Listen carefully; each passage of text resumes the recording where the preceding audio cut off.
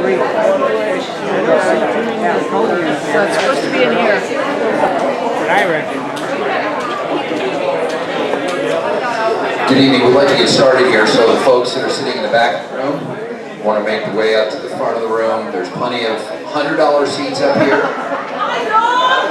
Hey, Rita. We can drag forward some 50 seats. We can drag some $50 seats forward. So fill it in as soon as everybody is seated up towards the front, got their drinks, we will get started. So it's really up to you how quickly we get started here.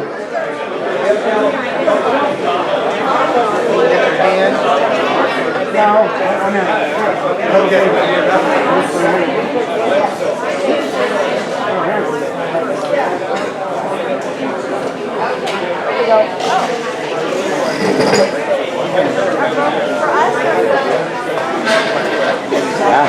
I want to sit. Go back this way. You all right? Yeah, I'm good. Got a good view right here. Yeah.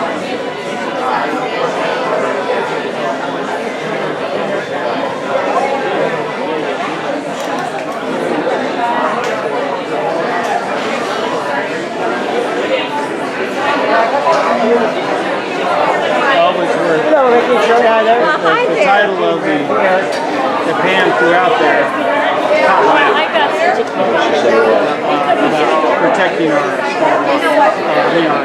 large lot. Is there a restroom? Yeah. The zoning changes. What do you think of this R1 stuff? Actually, we did a very good job. Yeah, what we had done is on some of the lots, you can only keep a horse if you have 10,000 per people. That's going to be contingent on a lot of requirements that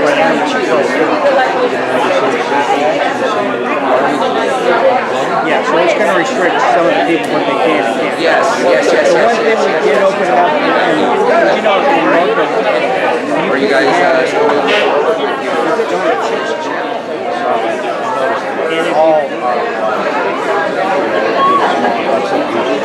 yeah, we use one of the good food. You should have put 2 cops too. Yep. I see myself, I wouldn't have, see they restricted, they wouldn't allow any restricted, I would have restricted at least 1 or 2. I'm not going to fight you on it. Alright. Myself, because when you start, if you buy your 6 starter birds, when you start most of these things, you may end up with it. You don't know.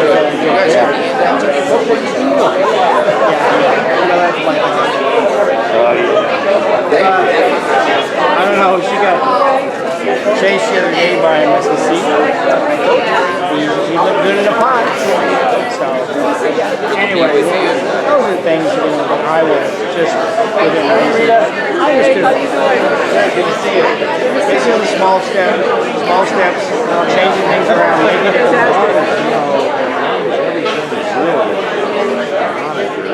We also have a sheet that's making its way around right now, so we appreciate if everybody would take advantage of that sign-in sheet. Let us know you're here. But if you could keep in Corona or Easter, I want to go to small lot. Oh, really? That was a major thing. We were the popular. That was it. You see, Barbara Carmichael had already approved the popular years ago. Wow. That's a good birth defect, Carmichael. Actually, that's a good birth defect to have.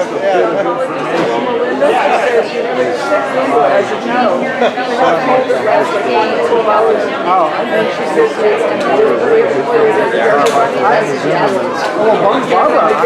Barbara, I knew from years. She got that fight. You know what Barbara yeah. So far passionate on it. Sometimes she goes see. All right, we really seriously have some $100 seat right here. Somebody's looking at so far. Yeah. not hurt her. It hurt her when they had the fight with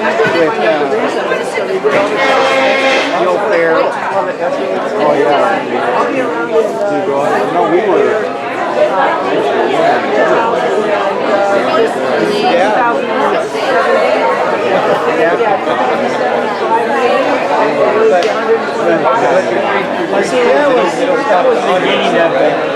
They don't stop to honor Velma and try. Velma just. There were so many things going on, especially with the Yeah. It's still. that's what really screwed up. I tried. I was laughing at Jeff came. I said, Jeff? Stay. All right, we have a lot of territory to cover, so we're going to get started. You're on your own. I I want to thank everybody for joining us for our September Unite IE Coalition meeting that's actually happening in August. How that happened was everybody was going to be gone having a great time over Labor Day weekend, so we thought, let's move it to tonight because it's such an important meeting. We didn't want people being gone to be a reason to miss this. We're going to get started now, first with a blessing from Rich Richmond, and then we will say our pledge. Rich? Excuse me, my voice was good as the prior speaker, but if you would bow with me and we'll thank the Lord for this evening. Dearly Father, I want to thank you for the opportunity. Thank you for each one here that are involved in so many crucial issues. Bless them, keep them focused, and as we get upon this election in 2016, utilize us effectively in that. Be with us meeting tonight, that'll be a great time. I appreciate it. Amen.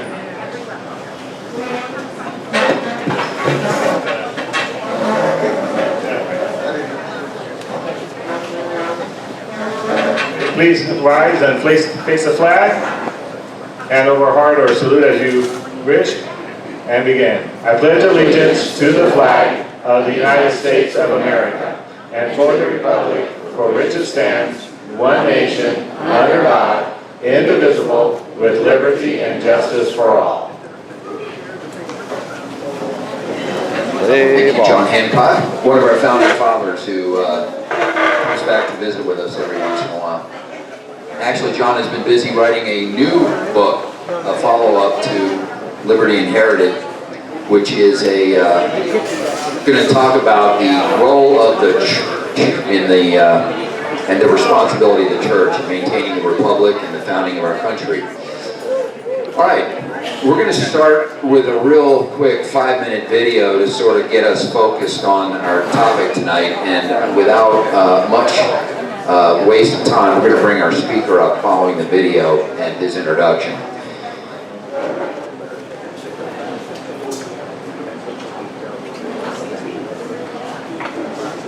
President Barack Obama's favorite expressions. He's not alone, of course. It's a perennial favorite of liberal politicians and activists. Oppose gay marriage? You're on the wrong side of history. Against pot legalization? You're stuck in the past. It's used a lot in foreign policy, too. In his first inaugural address, for example, President Obama said, quote, "To those who cling to power through corruption and deceit and the silencing of dissent, know that you are on the wrong side of history." As Hosni Mubarak's regime in Egypt disintegrated in 2011 and the United States stood by and watched, Obama fell back on the comforting thought that, quote, "history will end up recording that at every juncture, we were on the right side of history." As Libyan dictator Muammar Gaddafi's chapter on this earth came to an end, President Obama justified American policy in Libya by saying, "I believe that Gaddafi is on the wrong side of history." Speaking more broadly about the then still young Arab Spring, he said, "I think that the region will be watching carefully to make sure we're on the right side of history." When Vladimir Putin started carving up Ukraine, the president insisted that America wouldn't actually do anything about it. But fear not, because Putin is on the wrong side of history. The long moral arc of the universe, another of Obama's favorite phrases, will bend towards justice. In the meantime, tough luck Ukrainians. You may not have noticed that the phrase has opposite meanings when used at home and abroad. Domestically, Telling someone they're on the wrong side of history means you're going to lose eventually, so why don't you just give up now? But in foreign policy, it means I'm powerless to stop you. One day, long after I have any responsibility to do anything at all, someone else will say you were wrong. In other words, when used at home, the wrong side of history is a sign of strength. Our activism is vindicated. Things are going our way. But internationally, the phrase is a sign of weakness. You're winning, and I can't or won't stop you. What unites both terms is arrogance. Actually, arrogance and cowardice. The notion that history is moving in an inevitable direction is ancient. But in modern times, its main champion was Karl Marx. Marx argued that socialism was inevitable, according to some scientific principle. Therefore, any objection to its unstoppable triumph was not only morally wrong, but anti-intellectual and even unscientific. This is what the great historian of communism, Robert Conquest, meant when he said that the phrase, the wrong side of history, has a Marxist twang to it. It was the atheist answer to the religious notion that God is on our side, and it led to millions dying as socialists desperately tried to steamroll the future with the wheel of history. The idea has non-Marxist proponents too. There is what the renowned Cambridge historian Herbert Butterfield called the Whig school of history, which holds that democracy, though not necessarily socialism, is inevitable. This is a much nicer thought, to be sure. But being nicer doesn't make it any more true. And to be honest, many people have died in service to this idea as well. At home and abroad, for socialists and Democrats alike, the problem is the same. The future is a blank page, and we don't know what will be written on it. But one thing is certain. When people come to believe that they are not masters of their own fate, because history is not on their side, they will be less likely to take their fate into their own hands. Pick your issue. It may well be true that same-sex marriage is here to stay, that Americans will never relinquish their gun rights, or heck, that soccer might actually become America's pastime. But the only way such victories are assured is if those opposing them preemptively surrender based upon some potted assertions that defeat is inevitable. That is what is so undemocratic about the idea that there's a right side to history. It amounts to saying, shut up, to anyone who wants to keep the argument going. Freedom has no meaning if we give over to the idea that we are powerless against the cold impersonal forces that shape our destiny. In life, but particularly in a democracy, defeat only comes when the losing side accepts defeat. For generations, those on the right side of slavery and civil rights were told they were on the wrong side of history. They proved history wrong by refusing to surrender to it. To paraphrase the English poet T.S. Eliot, there is no such thing as a truly lost cause, because there's no such thing as a truly won cause.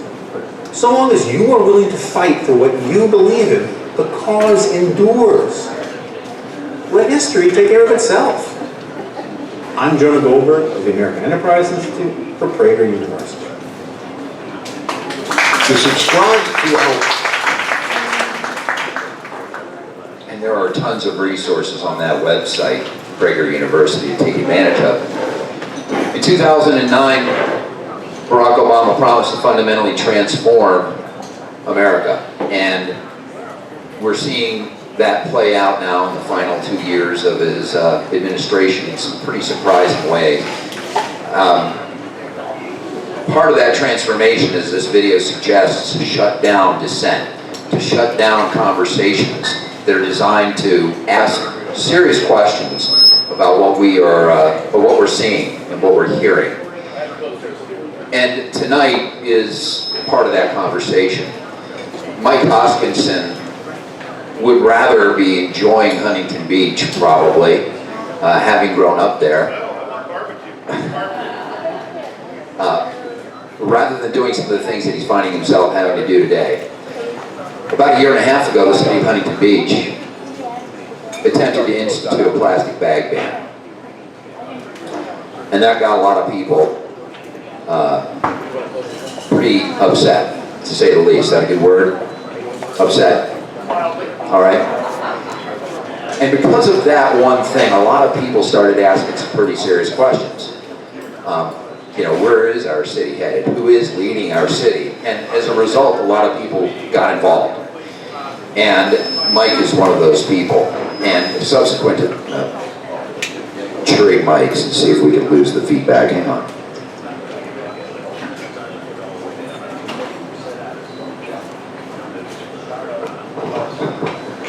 How's that? No, that's better. That's better.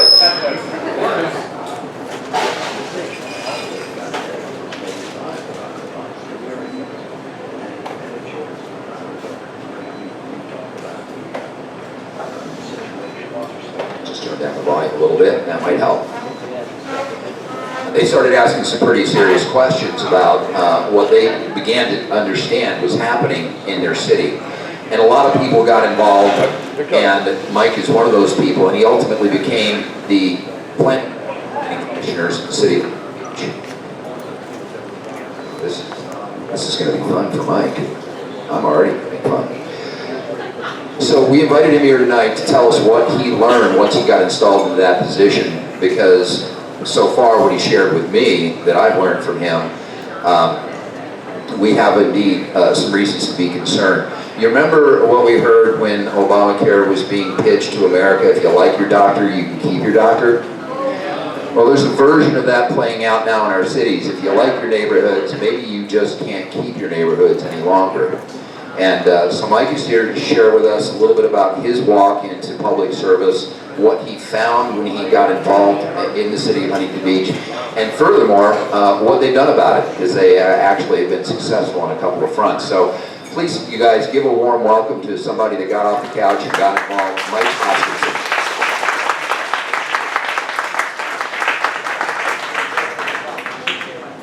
How's that? So one thing they don't tell you when you come here, they go, oh, by the way, we're going to play a video of one of your biggest heroes, and you get to follow him. Yeah, thanks a lot, Don. Appreciate that. I love that guy. Joe Goldberg, liberal fascist, one of the best books ever written. So, I am you. There's no difference what we did in Huntington Beach. We just got sick of it. We reached the end of our tolerance. We had a liberal-centric city council that decided they were going to socially engineer our town. Started with the bag ban, then we fought back, and they decided they were going to punish us every 2 weeks and steal a little more freedom. And so we were at the Huntington Beach Tea Party, which is a kind of a paler version of you guys. You guys have your act together here. And met my compatriots, Carol Woodward, Kerry Swan sitting over there. They're the muscle behind the jive. No joke there. We got together and we had a gentleman on our planning commission, Merrick Peterson, Marine, family man, businessman, and the kind of guy we all look for to run for our councils and our assembly. And we got behind him and we helped him get on the city council. And in a really short amount of time, one of our other council people, been there 20 years, said, you're more effective in 6 months than I have for 20 years. He's done a really good thing for the city. And because of that, Chamber of Commerce and a number of other groups are suing us now to get their power back because we took a lot of their power away. We were so focused on the lefties, we didn't know the real bad guys were in our own tent with like Brutus and Caesar with the knife out and stabbing us. So what did we do? We organized. We got a real small group of us together. We decided we had to take action. And we had consequently taken a little bit of political training. I know a lot of you guys have talked about Center for Self-Governance here. We took a different version. We took a thing called Campaign for Liberty. And we liked it a lot. It's a more aggressive version that they teach you if they're not meeting, if your electeds are not meeting your needs, how to pull them out of office and kick them to the curb, unceremoniously and brutally as possible. And we have set up a training, Carol Hopkins set up a training in Claremont, coming 26th of September. got cards, we've got information for another one-day training seminar to show how to do it. It's a real simple system that we took that training and applied it in Huntington Beach in our small group. And we were successful in ejecting a 12-year incumbent. She was our Hillary. She was a nasty, nasty piece of work. She's unemployed now. Thank God. Yeah. Oh, she's their chairman in Huntington Beach, I'm sure. But the point is, it worked. And we took advantage of social media. We took advantage of organizing. The gals have been very networked with all the groups in town and got with them. There's no magic bullet. It's all the things we know. It's getting together. It's deciding you're going to make a change and not allowing it to go in the other direction. You have a goal. You say, I'm going to change the composition of my assembly or my chamber or my council, whatever it is, and you simply do it. And you use this training. So I want to bring Carrie and Carol up to talk a little bit more about some of the things we applied, some of what we did, because they've got some specific knowledge on that. So I want to introduce Carrie Swan and Carol Wood.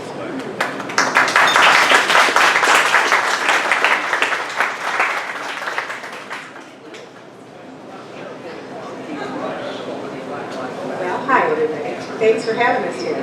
No, we're really excited to share the message about what we did in Huntington Beach, because we had some big successes, and what we're finding is success breeds success. You know, those of us who have been Tea Party grassroots activists for several years now, you get a little beat down after a while when you don't have an opportunity to see your governor or your assemblyman or your state senator. And so Carol and I, we've been in this for a lot of years.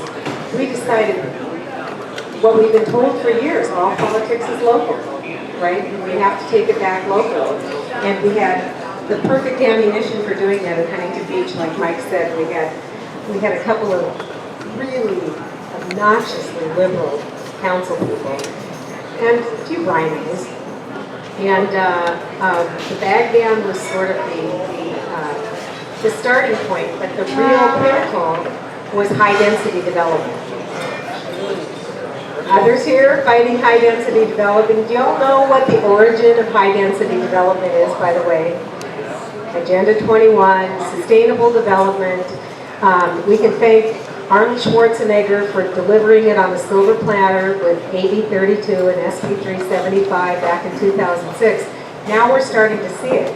Well, in Huntington Beach, we got it in spades. We had a city council that passed a zoning change in 2010, and it was billed as a commercial. It was what was it? They called it the Beachhead specific plan, but it was billed as being a revitalization. Have you heard these words? Yeah, raise your hand as you start hearing similar words. Revitalization of our commercial corridor. But it was zoned with mixed use. Heard that one?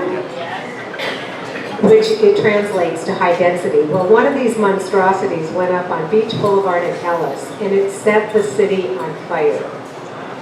Meanwhile, we had manna from heaven, a Facebook page that came as a result of the bag ban and a couple of liberal, arrogant city council people. Well, we have a Facebook called the Huntington Beach Community Forum Facebook page. You have to live in Huntington Beach to be on that forum. And it has 11,500 members right now. And we talk politics all the time. And Carol and I, who have been fighting the activist battle for a while, decided to troll for people. And we trolled and we trolled, and we amassed a small army of people that were willing to fight high density. So that's the beginning of the story. I'm going to let Carol take it from there.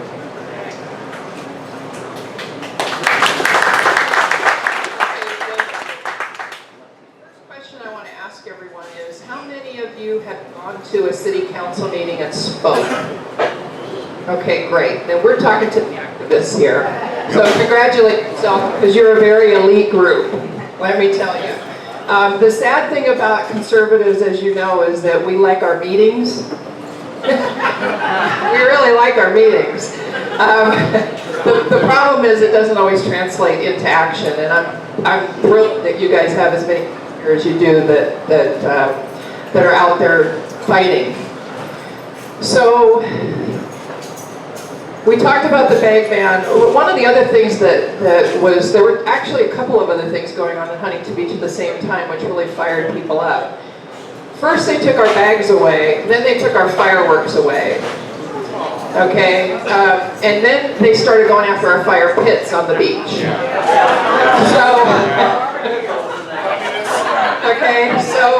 So it wasn't just plastic bags that were getting people fired up, and liberals like to always scream, well, it was just a bag. No, it wasn't. It was that on top of everything else.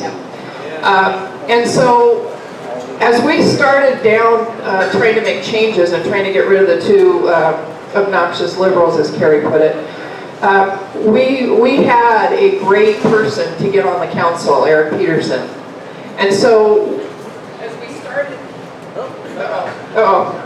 as we started trying to figure out how to promote him, because we had no money, because as a grassroots candidate, your stumbling block is you don't have money, right? You're fighting Chamber of Commerce, you're fighting the liberal, you're fighting everyone who has money in their pocket. And quite honestly, we found out at the end of the election that between Chamber of Commerce PACs and the money that got given directly to candidates that were running against Eric, they spent somewhere in the neighborhood of $500,000 to $800,000 to run for city council in Huntington Beach. Eric did it on 25. I think we ended up finally raising $25,000, about $10 to $15 to $20 at a time. So as you can imagine, that's a huge feat, and you got to be very creative with your money. As Carrie pointed out, we found this diamond as we were walking precincts and talking to our neighbors, and the diamond was everyone hated the building on Beach and Ellis. And why did they hate it?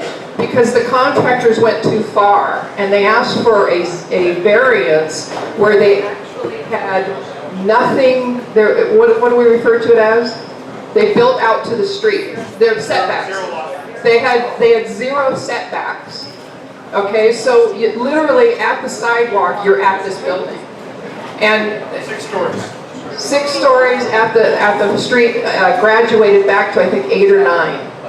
So it's this horrible, horrible, ugly building. And I'm telling you, that was a gift from God, because if we hadn't had that, we never would have been able to fire people up the way we did.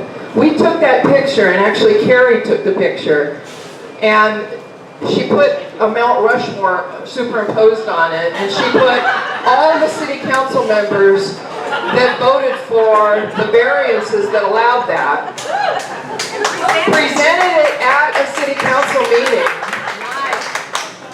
and scared the heck out of everyone on council, because 2 of them who are up for re-election this next year came up to Carrie afterwards and said, I am so glad I'm not on that picture. And we said, well, not yet. So it's, it's those kinds of things that actually got people fired up. And that picture still comes up on Facebook around once a week. Yes, it's out there forever. It's going to be out there forever. So even out of a bad situation, you can find a gem, and that was our gem. Because what we found, and as most of you know, your city council members are generally nonpartisan races, so you are trying to pick up some of the other party. High density crosses boundaries. I don't care who you are, you hate it. You hate it. And we would even have the most bizarre thing where we would put a yard sign in someone's yard for Eric Peterson right next to one of the most liberal of the council members in the same yard. This person was quite conflicted. But nonetheless, he resonated with everyone because he was one of the first people that said that this needs to stop. So that was really the key to us winning that election, and being able to use that to marginalize the amount of money that the opposition was using. Because even though the opposition would come out there with hundreds of thousands of dollars and papering people's mailboxes on a daily to weekly basis, his message, our person, Eric Peterson's message, was getting across. So that's really what did it for us. So back to social media. I love social, I hated it. I'm like a born-again person up here because I actually refused Facebook for years. Anybody else? Put up your hand if you refused. Okay. And I was not going to do it over my dead body was I going to be on Facebook, and now I'm on it all day long. But Not because it's fun, because it works. because it works. I'm not there for fun. I have no interest in being there for fun. Although I do have fun with it once in a while because I don't want people to think I'm just a crazy activist, right? So I do post a picture of my dog now and then and do some silly stuff like that. But it really was, the Facebook forum was a gift from heaven for us because I've also, raise your hand if you've walked a precinct for a candidate. Okay, you guys get it. You know how hard it is to find precinct volunteers, right? Okay. Right here, so be and you find them, if you belong to your Republican women's group, your Tea Party group, you find them.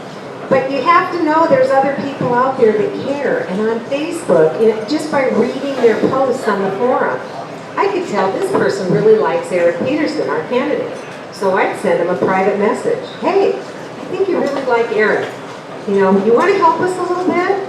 Could you talk to a few of your neighbors? And then I deliver a packet of 250 block cards and their precinct sheet.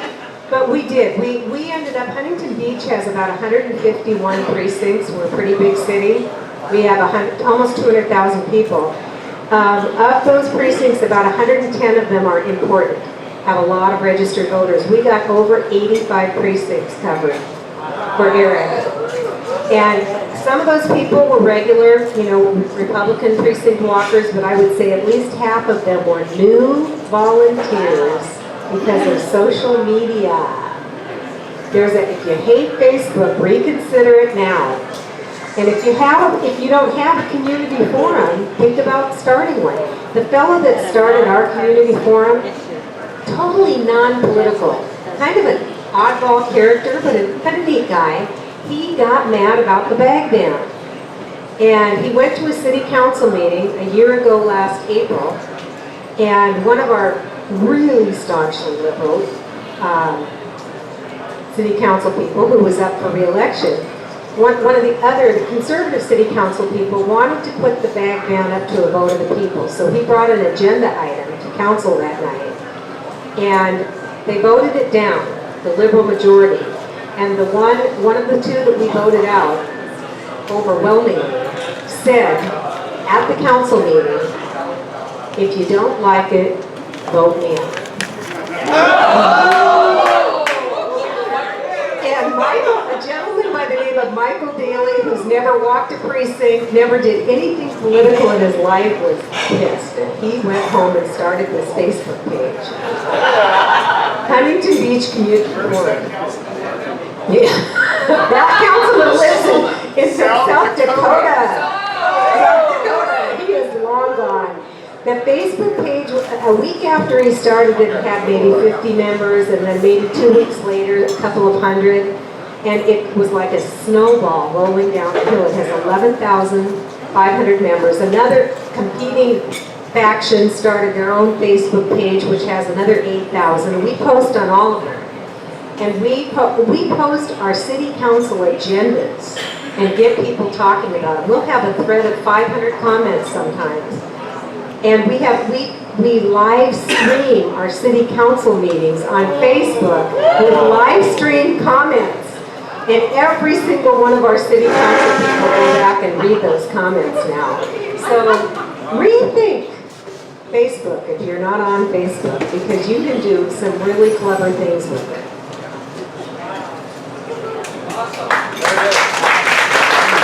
Again, how do you follow that? Hey, I want to take a minute to note a few folks in the audience with his hand up right there. A technical question. Yes. What do you use for the live stream on Facebook? Yeah, how do you do that? We answer that during the Q&A. Oh, okay, good, good. So we've met a lot of awesome people on this Odyssey we've been on. A couple of them that need special mention. Gary, Grindle 61 videos. Hey, Gary! Hey, Gary! Tracy Caps, about to be Hey, certified. Tracy! Dan Titus in the back, hiding back there. These guys have gone after Skag and Peg like it's business. We go to meetings. I was at 50, talking to 50 people. I said, how many people know what Skag is? These are all activists. Say, 4 people out of 50. These people are shadow government. They want to spend $541 billion to remake Southern California. To put that in perspective, how many people remember the Marshall Plan? We rebuilt Europe. In today's dollars, it cost $189 billion. They wanted to spend 3 times that much. What are they going to do with that? They're a bad outfit. Right this very minute, they're having an environmental justice workshop, telling people how climate change is affecting poor people and how we need to redistribute our wealth to them. These are bad people. So Gary, Tracy, Dan, those guys fight this like crazy. And they really need your help and need your support back there too. Those are awesome. Go help them all out. So.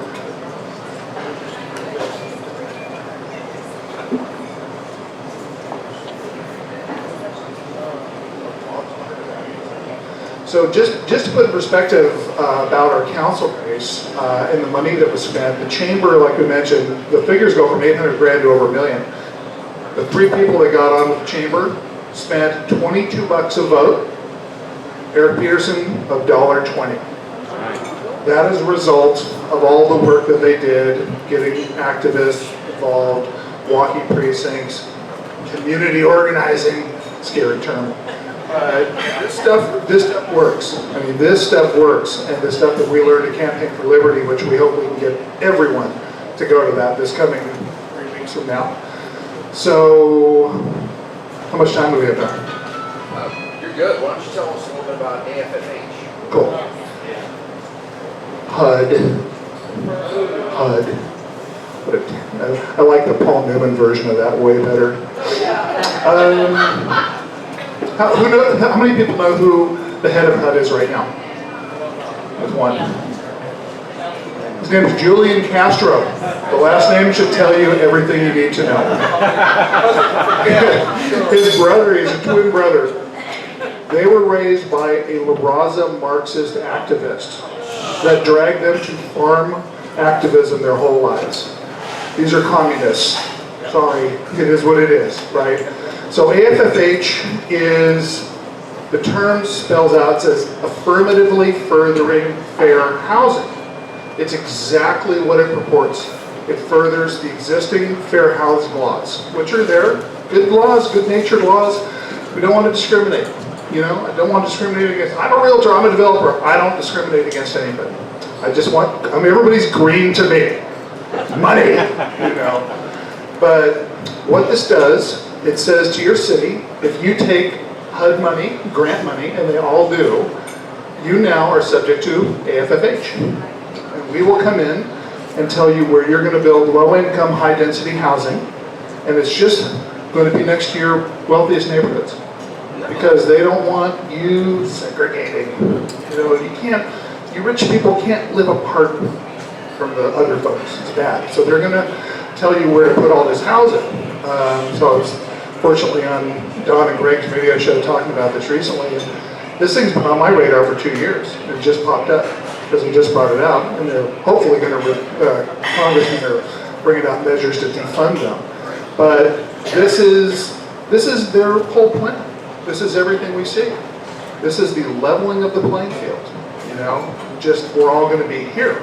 We're level at the bottom, and those few folks on Mount Olympus get to look down on all of us. So this is, we tried to get our city council not to take HUD money. The HUD money represented 0.062 of our overall budget. It's pocket change, right? Well, they took the money because a bunch of poor, low-income activists came out. Don't take our money, give our money back. And they voted it in. So now we're gonna fall into the trap as well. But if you wanna find out what it's like, Westchester County in New York, which is Hillary Clinton's home county, they have sued them to force this in that county. It's one of the wealthiest counties in New York. So it's real, they're going to do it. And, you know, we all have to go to our city councils and tell them to stop taking grant money because we don't want to even open the door to it. But even though they will find some other ways to do it, I'm sure you. So you want to talk about the... I have to sing the praises of Gary and Tressie back there, but because and again, it all ties back to effective ways that we have used social media. And by the way, we did try a battle against HUD and AFFH in Huntington Beach, but it came up too quick and too late. The applications for HUD grants had to be in by all cities at the end of August for the 2015-16 calendar year. We heard about it really late, like a week out before City Council, and we amassed maybe a half a dozen activist speakers. We got maybe 20 letters sent to the City Council. But when you want to have an impact, just FYI, you have to show up with over 20 speakers. You have to get over 100 emails sent to your council. And if you can, and you'll learn this when you attend the activist training, the best thing is a visual impact. If you can walk up to speak at council carrying a stack of 500 or 1,000 postcards or signed letters and slam them down on the table, that's daunting. So we missed it for HUD, but I encourage everybody to stay on that battle going forward because the AFFH tool has not been released yet, and we might be able to stop HUD money next year. So start hitting your city council now. But I wanted to shout out to Gary and Tressie in terms of what we've just recently been able to do with activism and social media. Mind you, all of our groups have been around a long time, but we haven't really gotten to know one another until recently. And I attribute social media. We staged a protest a few weeks ago at, of all places, Christ Cathedral, the Catholic Cathedral, which, by the way, I'm Catholic. I'm an old school traditional Catholic. So part of me was pained, but part of me was even more pained that my Pope is now pushing the green agenda. Okay, and I found out from one of my Catholic homeschool mom friends that our bishop was on a roadshow pitching this at different parishes. Yeah. And one of our friends attended a meeting. We found out about it. She asked a lot of questions. They weren't happy with her. And then we found out that the diocese was putting this on. So I sent out a red flag alert to Mike. Mike let a couple of other people know. And with half the good, with great folks in this room that I met for the first time, we were standing out on Chapman protesting. But more importantly than that, Gary showed up with his video camera and Tressie. They got passes to go inside and they videotaped the whole thing. Yeah. So we have videotape of the protesters, videotape inside. But that isn't even the best of it yet. That videotape, I wrote a blog article for the OCT Party blog. I sent it out to a few of my Catholic, for this one Catholic activist who sent it out all her traditional Catholic blogs. It got picked up all the way in Germany. Oh, right. It was on, I think, 8 different Catholic blogs. It got picked up by InfoWars, and what was the Independent? It had how many hits, Gary? YouTube hits. 36,000 YouTube hits. Wow. It was on Facebook, Twitter, everywhere. That's how you activate wisely. If 15 of us are standing out in the street corner and we're the only 15 that see it, it goes nowhere. Imagine that. We got so much mileage out of that, and it's still getting YouTube hits, and we're still pushing, exposing to people what's going on. So, and we have an important event coming up in September, if you guys haven't heard of it. The Pope is going to be in New York with the UN Council, where they are going to unveil 2030 Agenda, which is the replacement for Agenda 21 on steroids. So keep out there on social media, friends.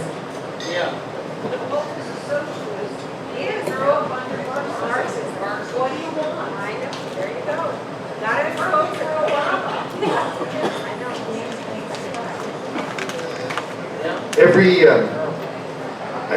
I kind of distilled it down to this. 75% of this garbage will go away if we kill climate change. If we kill that issue. It's a false issue. It's a real simple deal. It's science, right? It's supposed to be about science. The hypothesis was CO2 rising in the air is going to create a greenhouse effect and warm the planet. We got 18 years of data that says it's not happening. Over. It's done. But yet, keeps going. So it tells you it's about something else. So if we can, through our messaging and talking to everybody, kill that issue, they won't know what to do. That's their whole game plan of control, is look at what Jerry Brown's doing, you know. So anyways, we want to take a bunch of questions. I know you guys have questions, so fire away. Sure. Yeah, to resonate, a question about how do you do the live stream? How do you do that live stream thing on Facebook? I personally have no idea. I'm so non-technical. But if you want to leave me your email address, I will have a fellow that does it for Huntington Community Forum. Okay, we'll connect. Okay, good. You just send me an email because you've got my card. I got it. Gary, do you have any input on that? How you might do a live stream? You do not. Okay, great. We will find you an answer for that for sure. We'll connect and we'll spread it. AFFH. Yes, affirmatively furthering fair housing, also known as Machiavellian scheme number 3064.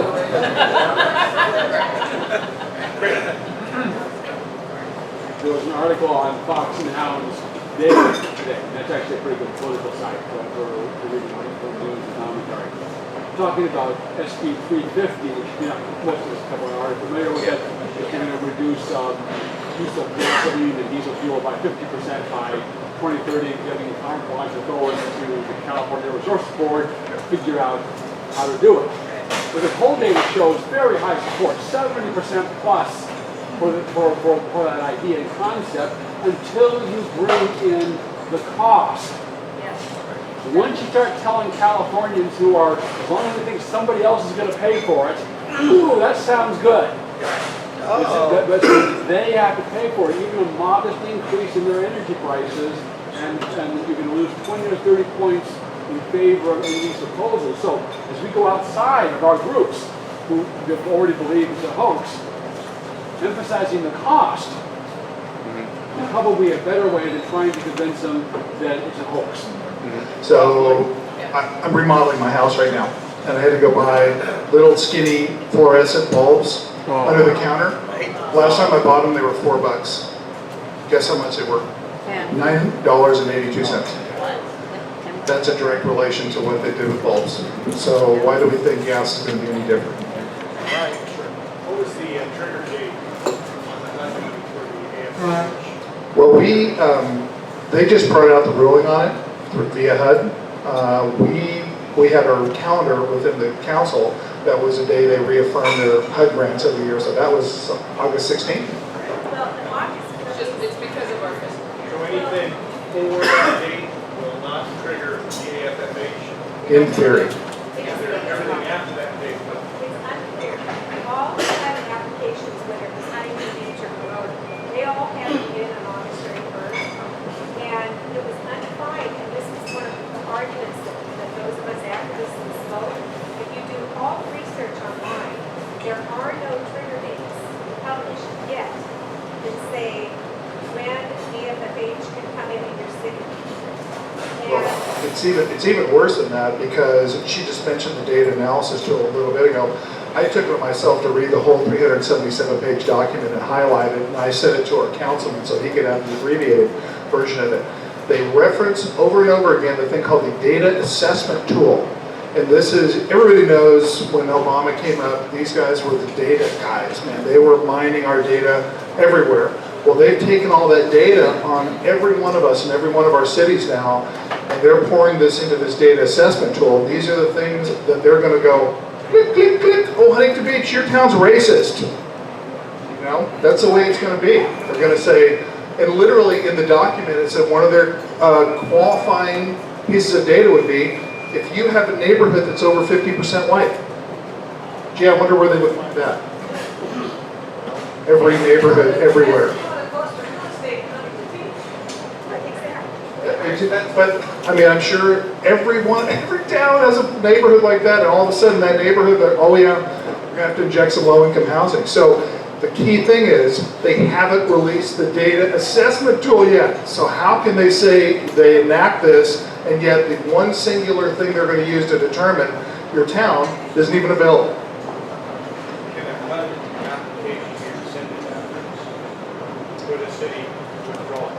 I'd give it a try. I'd give it my best shot. Yeah. Okay. So we live in Redlands, and we have a very liberal communist running the city. Now, how do you push the getting an agenda on the consent calendar if they keep blocking you? Get rid of the city council people. I can't shoot them. No, but That is true. You cannot do that. we can't go into the full details here, but one thing I want to tell everybody here, we're giving you the 1% view from 1,000 feet. I want everybody to come and take my card, find the number, reach out to us, because we will talk to you in as much detail as you want to help you do this to your town. There are ways you can change. If you have a 100% liberal city council, you don't have one ally, not one ally. We tried twice. Yes, no, they're not. Well, they're Republicans, but they're not. Okay, they're right. But did they agree with you on a single issue? On a single issue? Yeah. Any issue. Can you get them to agree with you on anything? That's why we're here. Okay. Then you need to find somebody to just get them out of there. I mean, I don't know how to fight. But that would be, wait. So Occupy. If you're fighting an issue and you don't have one ally, Yeah. you don't have one ally on council, there are some sneaky things you can do. Yeah. And that's exactly why I want every one of you in here to take that training that's coming up, the Campaign for Liberty training, because the guy that teaches that is single-handedly responsible for stopping the red light cameras across the country. Yeah. The guy is amazing, okay? We learned some tricks from him. Tricks from how you can flyer, for example, certain selected neighborhoods with certain selected kinds of flyers that might achieve the result you want. Oh, I mean, we know the where they live. Then that's the okay. This is how you do it. Okay. Yeah. I mean, I don't want to spoil the class, But we've if done that. But no, you Keep doing it. You keep doing it, but you have to flyer a significant portion of their neighborhood. Oh, okay. Yeah. Okay, not just them. You got to get their neighbors. You got to find their mom's neighborhood, maybe their cousin's neighborhood, Who they hang out with and all that. and not just one councilman, like All 4 or 5 of them. Right. Okay. Because they all talk to each other. Yeah. When you make them think that that the whole town's getting littered with this. Okay. So they call it a limited lit drop, I think the term you use. And you make them, you psych them out and think, oh my God, they're doing this over the whole town. Yeah, Just over a little tiny bit of neighborhood. So hit their churches and all that. right. Wherever. Well, yeah, it makes it look like you did the whole town, but you're just trying to make them think they got the whole town. That's Because great. whoever they ask goes, oh yeah, I got it. Did you get it? Oh yeah, I got it. Okay. Good. So that's what you do. But more importantly, going forward, you definitely have to find somebody to run. And frankly, even for us in Huntington, we're struggling with this next election in 2016 as to who we're going to get to run. Because we've got 3 council members up for re-election. We'd like to replace all 3 of them, but we're probably not going to replace but one, and we have to replace that one because one of them that's termed out is one of our conservatives.